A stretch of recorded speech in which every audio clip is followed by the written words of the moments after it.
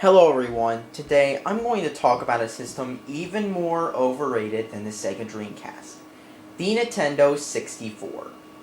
This system is basically one of the worst systems in my opinion ever released and most overrated. So why is this system so bad, you may ask? Well, let's start off with the main problem. The controller.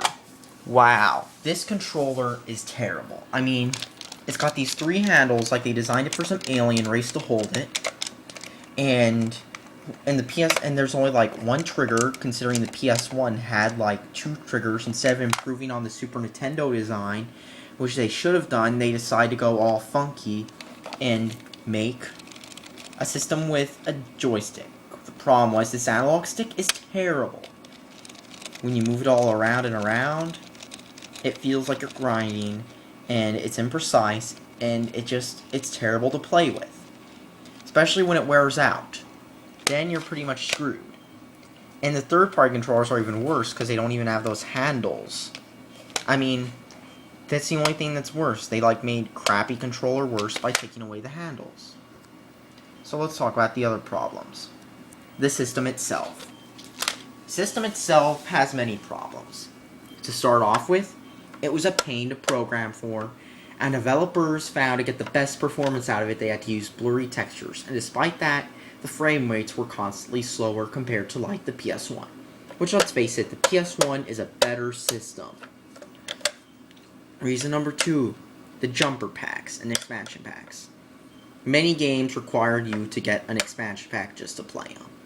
Now, sure, they put better graphics on the N64, but afterwards they break a lot, and I've heard of people having issues with their systems because they bought an expansion pack. Another reason why it's crappy, the cartridges. This uses a cartridge slot, which is terrible because half the time you put your cartridge in, won't even read the dang thing. It's terrible, I mean. And then the cartridges are big and heavy, they're bulky, and yet everything sounds compressed. I mean, the Super Nintendo had a better sound chip. That actually had a sound processor. This, they had the CPU do the sound, so half the time the game sounds compressed, sounds awful, bland. And the cartridges, they're big and heavy, they go right in, then you turn it on, doesn't read, you have to pull the cartridge out, blow on it. I mean, the NES, the Super Nintendo cartridge actually worked. I mean, I'll give the Super Nintendo credit that even though it's overrated, at least its cartridges work. This, the cartridges need blowing all the time. And then you've got the fact that they made the power supply external. That's right, the power supply is external on this thing. I mean, I've got the N64 up here. Power supply, it's a brick. Gotta pull this out. Like, I'm serious. They've got this brick power supply, so if you lose this brick, you can't plug it in. I mean, at least with the PS1, had a built-in power supply until they came out with a slim version, and by then the PS2 was already out. And you know the PS3? That's got a built-in power supply. So, it's like they wanted to on this, but it just bulges out and doesn't even fit in right. Yeah, it finally took me a ton of time just to get that thing back in. Amazing build quality right there. Did I mention this theme reeks of plastic? And if you get a cheap jumper pack, it will expansion pack, it will kill the system. That's how unreliable this thing is. I mean, I've read tons of stories about these things breaking down a lot. And the game with these controllers. But hey, let's talk about the most important aspect of the system. The games. This thing has games, if you think, mediocre Mario Kart clones, mediocre platformers, and games with blocky, blurry textures are amazing. This game has all of them. It's got blocky, blurry textures. The games look like crap compared to even the Sega Dreamcast. And it's just terrible. This system is overrated. You know what's better? The PS1. You know, the Super Nintendo, everybody praises that for games. Guess what happened? The N64, none of the people who made games for the Super Nintendo were there. Capcom left, mostly. Konami left.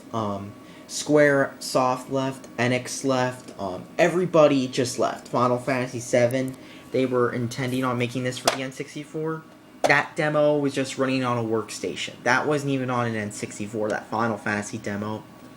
They went ahead and made it for the PS1. And guess what? The PS1 was so much better because the PS1 actually had games. And not only that, but it had these discs.